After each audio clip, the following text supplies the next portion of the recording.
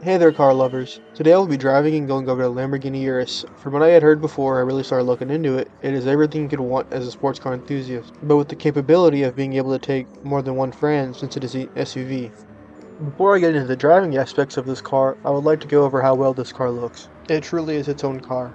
When the engineers at Lamborghini designed the car and put it together, they had most certainly taken notes from what people like about their competitors and what people like about their cars. When they decided they had learned enough, they created an artwork. Every single body panel on this vehicle is reminiscent of their other sports and hypercars on their current lineups. The car has extremely sharp but at the same time smooth lines. These lines really accentuate the fierceness of the car. They smoothly flow from the hood to the base of the windshield and then up to the roof, which then glides down the back of the car. The lines around the front headlights, hood, fenders, and along the car's sides contribute to its aggressive appearance. They not only represent the Lamborghini brand, but also enhance aerodynamics. These lines channel air effectively, optimizing airflow for performance and reducing drag, ensuring a dynamic driving experience with minimal air resistance. The front of the car is particularly striking to me. The expansive grille allows ample airflow to cool the engine efficiently. Coupled with remarkable LED headlights reminiscent of the Aventador and new Revuelto models, it creates a captivating front fascia that demands attention on the road. Around the back, there's nothing particularly special for an SUV. You get a hatchback that opens to 21.75 cubic feet of space to put anything you may need to carry, such as luggage or groceries. The brake lights are similar to the headlights up front, and the exhaust is made of titanium, so the sound it makes is beautiful. Now, let's head to the inside. The inside is absolutely stunning. Based on all the reviews I've read, the seats are comfortable. The car comes with 2 front bucket seats and 2 more bucket seats in the rear in order to hold 4 people. There is also an option to replace the rear seats and console with a bench-style seat so the car can hold up to 5 people instead of 4. The seats are made of either leather or Alcantara, depending on which material you fit your car with. The seats up front have the options of having heating and ventilation and the ability to set them to a specific intensity of heating or cooling. The seats feature a bolster design to improve posture and comfortability while driving in all situations. Not only that, but in each of the models, you can have the seats fitted with a massage feature to help get the kinks out of your back, too. Now let's move from the back into the dash and the infotainment center. First, I would like to focus on the center console. It is one of the most intriguing, yet somehow complained about sections of the car. One of the first things you notice when you look at the console is the transmission selector. To the left you have the drive mode selector, and to the right you have the lever used to adjust the feel of the car. The central lever is the transmission lever. Pushing the lever forward or backwards will engage different gears such as park, drive, reverse, or neutral. Between the lever you will notice 3 buttons, one of which has a cover on it. To the left there is a P that when engaged will put the car into park. To the right is an M that will put the Urus into manual mode so you can use the paddle shifters in order to switch gears. The center button with the cover is a start engine button. Flipping open the cap and pressing the button just feels special when compared to other cars with push to start. It feels like starting a rocket ship. The lever to the left, labeled with Anima, is the lever which you use for switching the correct drive mode. You have the options of Strada, Sport, Corsa, and Niv. Strada is the standard mode, made for casual driving along the road. Sport mode makes the car's handling and acceleration more responsive. Corsa is much more aggressive and is generally used for the track as it tightens the suspension, makes the throttle and traction time more responsive, and makes shifter speeds faster in order to increase lap time. Finally, there is NEV, the setting to enhance driving on wet or slippery surfaces such as on icy roads. The final lever to the right, labeled Ego, is used in order to change the settings of your car in order to change the handling, traction control, or anything else you may choose in order to make the car fit your driving style. Now, focus on the buttons more towards the center, you have a few different buttons. Here you have the parking button used for engaging the parking brake, the button used to allow automatic engine stop, so that the engine turns off for a moment while stopped, for example at a red light. There's also a button used to turn off the parking sensor and lane assist feature. The main complaint about these buttons, and some other portions of the dash, like around the vents, is that they feel cheap. To many people they say the buttons feel like plastic and not up to the standard they expect from a brand like Lamborghini. Not only this, but the blinker on the steering column, as people say, seems as if it's just been taken from an Audi. Despite this, I feel like the rest of the interior has enough pros to outweigh the cons. The Urus has 2 large touchscreens on the center console and a digital gauge cluster. The bottom touchscreen is 8.6 inches. Its primary use is for climate control and setting the front seat's heating or ventilation settings. The top screen measures 10.1 square inches and is used for navigation, media, and vehicle settings. The infotainment system supports Apple CarPlay, Android Auto, Bluetooth, and has a 4G hotspot feature. To add on to the awesomeness of the console, much of the buttons and screen are surrounded by carbon fiber. Finally, onto the last interior feature, the steering wheel. The steering wheel has the option of being fitted with Alcantara and leather. It has the standard buttons such as audio control or cruise control. The thing that makes this part of the car awesome are the paddle shifters. They are made of aluminum so they remain lightweight. Finally, now that the interior has been fully covered, we can begin talking about the things that you've all been waiting for, the driving test. As you may have noticed, a lap of Nürburgring has been playing while I went over the various features of the interior. While the rest of the lap plays, I'll discuss how well the car handled on this track, and then how it went on the other track that I tested the Urus on. When testing the car, I chose 3 tracks to really test its capabilities. I chose Nürburgring because it's a long track with plenty of turns and a long straight, perfect for testing the capabilities of the car. It can really show how fast it can take turns, accelerate out of them, and brake before the turn so you don't end up in a wall. I also chose Suzuka Circuit since it has long S's and some pin needles, something that Nürburgring lacks. There's also one final chicane that requires you to really slow down and take hard turns if you take it from certain angles. These longer curves and tighter turns really show how well the car handles. Finally, I chose Colorado Springs.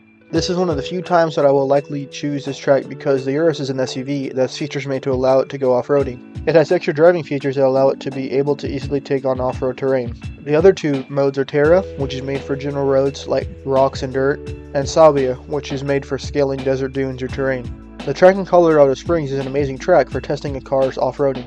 The Urus has 3 different models to choose from. All of the models come with a twin-turbo 4.0-liter V8 engine. First, the Urus SE is the lowest trim model. The main thing that sets it apart from the other models is that it is a plug-in hybrid.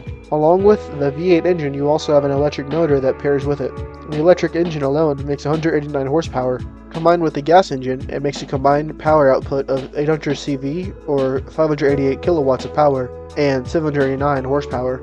Next, the Urus S is the next best model, right in the middle of the 3 variations. This model, like the highest model, is purely gas. This model does not have the electric motor. This model makes 666 CV or 490 kilowatts of power and 657 horsepower.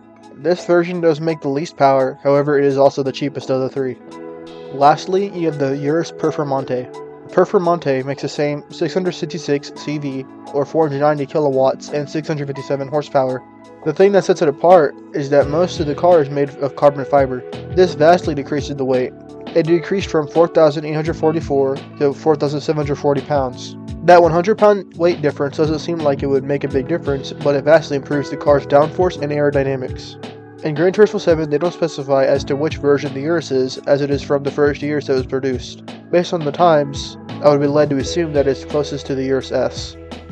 By times, I'm referring to the times related to how long it takes the car to go from 0 to 60 miles per hour and 60 to 0.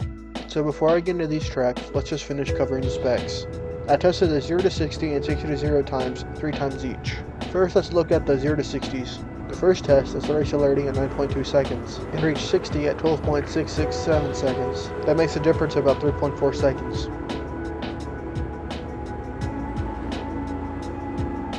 For the second test, I started accelerating at 34.983 seconds and reached 60 at 38.767 seconds, making the time 3.8 seconds.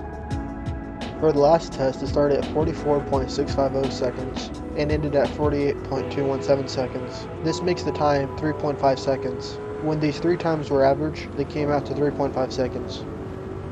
Next, I did the 60 to 0 tests. The first test started at 14.3 seconds and ended at 16.66 seconds, making the time 2.6 seconds. For the second test, I hit the brakes at 36.483 seconds and hit 0 at 38.850 seconds. That makes the time 2.4 seconds. For the last test, hit the brakes at 53.683 seconds and got down to 0 at 56.033 seconds. This makes the time 1.3 seconds. You could argue that I paused the game before I got to 0, but that wouldn't have much time given I was already at 2 miles per hour. In the end, this makes the 60 to 0 time average out to 2 seconds. For these next 2 clips, I just wanted to show the top speed and time it takes to go from 0 to top speed. Anyways, I'll let you enjoy the sound of the engine. Use the timestamp on screen if you want to skip this section.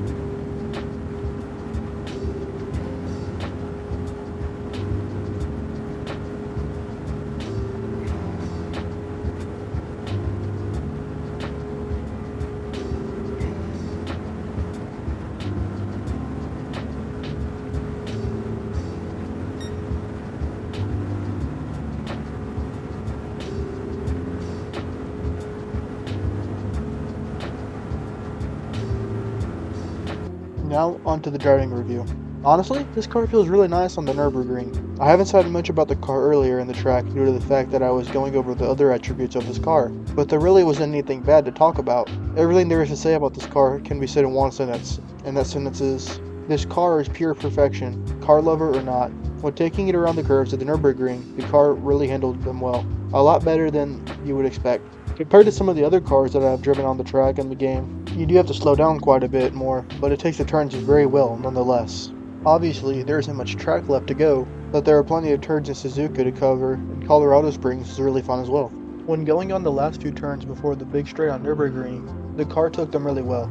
I of course had a few attempts on the track before this one, but even on the other attempts the Urus did surprisingly well. There were a few crashes here and there, but that was mostly from getting used to the car, as I had just gotten it in the game. At some points in the track I believe I didn't quite slow down enough before the turn, and you could notice the tires screeching. Something that I did pick up on when driving around is that the car is a tad bit oversteering. This could simply be user error. More than likely, if I were to drive this car for a few more hours, then I could possibly get the hang of the steering. Either way, during my time driving the car, there were a few turns where, you can even notice in the first person cam, while I was turning, I had to readjust the angle of the steering wheel a little bit and turn it a bit more back the opposite way so that I wouldn't get in the grass. You would think that since it is an SUV with off-roading modes, that a little bit of grass wouldn't hurt, but you would be so wrong. With the hard racing tires on, if I had two wheels on the grass and I had readjusted just barely too much, then it would end up perpendicular with the wall. This can easily be avoided in other instances by two possible ways. Maybe the two combined would be the best. One, use a different kind of tire, like one with more tread so it has more traction on the ground. And two, don't try to adjust too much on the grass when going over 120 miles an hour. There were so many pretty much perfect laps lost that way. Now we are on the Suzuka Circuit. This track starts you just before the chicane, and for some reason they have you going somewhere around 100 miles an hour. For the Lamborghini Urus, with its weight, you can have your foot on the gas for maybe half a second, but then you have to brake hard. If you don't, then you won't be able to turn sharp enough to avoid meeting the barrier. Going through the chicane, it seems the best speed is around 30 to 40 miles an hour. Once you get out of the corner, you can begin to accelerate into the final turn before you cross the line and the actual time starts. After you get out of the turn, the Urus just goes. As I've gone over this before, this car has an incredible acceleration and amazing braking power. You go from a curve to around 130 miles an hour to about 50 in around 10 seconds. Once you get around turn 1, you're on to the S's. These turns are really windy, but compared to some other cars, I've argued that the Urus is one of the best cars around these turns. These turns, when compared to some of the other more aggressive turns, the Urus handles actually really well. Only thing you really got to be sure of is to not be going too fast, because if you're going too fast, you're going to have to turn hard, and you're probably going to spin out and crash into a wall or go in the grass. This turn coming up can prove to be extremely difficult. I say this because you're in an extremely heavy car that has really good acceleration, going down a bit of a straight downhill. That can lead to disasters. Even in this clip, you almost see me go into the dirt. Yes, I do miss it by a good bit, but I do get close, and there was quite a few times in other laps that I didn't go in the dirt. I believe there was another plate on Suzuka Circuit that I did end up going in the dirt, and that was not fun. Now going on to pin needle, the Urus did surprisingly well. You would think that for this heavy of a car you would need to slow down a lot more, but no, the Urus actually had really good turning radius, and it actually turned really well around this little turn. Coming up to one of these next few turns, I actually ended up going into the grass just a little bit. I didn't see the turn coming, not quite soon enough. I started to slow down, but after accelerating as much as I didn't have enough time to slow down. When I ended up turning, I ended up getting in the grass. That slowed me down by a lot. I could have just done another lap, but I wanted to see how this one went, so I left that in there. Following my little mishap, the lap went really smoothly afterwards. The Urus handled really well. I really enjoyed driving on this track in Nürburgring. Overall, it went really well. During my solid road, I'd give that a solid 8 out of 10. It has the speed, it has the braking, and it has the room for friends. It has everything you could want in a car. There is, of course, still the off-roading test, which we will get to momentarily. Before I go on to the next track, I'll allow the lap to finish. If you don't want to watch the rest of it, use the timestamp above to go to Colorado Springs.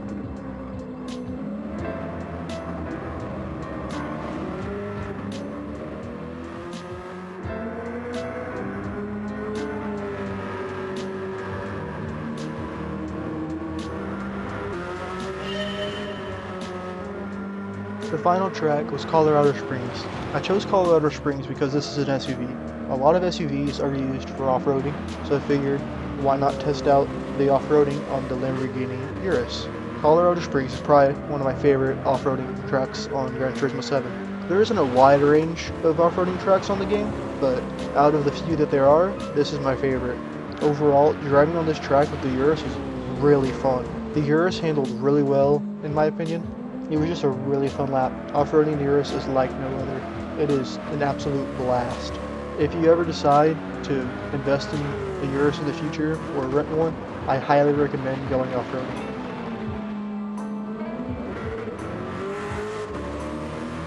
The only thing that there really is to complain about when driving a Lamborghini Urus off-road is the acceleration. Obviously you're in dirt where there's very little traction, but even with the dirt tires, which are obviously made driving dirt, the acceleration can be really slow. Obviously I was doing manual because it's funner that way in Gran Turismo, but even then, using the cues for when to shift gears, it didn't always help because sometimes the shifting would be off or it'd be the wrong gear, and then the acceleration would be really slow, and going fast on this dirt was a lot funner. Coming up here is one of the only mishaps I really had on this track. It's not really a problem of the Urus, it's just a problem with the track, because when you're going fast down this little part of the hill, it gets really bumpy, so you don't have a lot of control. What ended up happening was the car bounced up too high. I couldn't brake, and so I ended up slamming into that little barrier. If that didn't happen, then the car would be completely fine. That's just the track's fault. Partially mine, because I could have slowed down before, but fast is fun.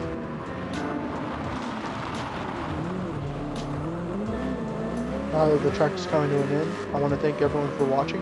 I hope all of you will like and subscribe so I can grow this channel. Thank you. I hope you enjoyed the video again, and bye.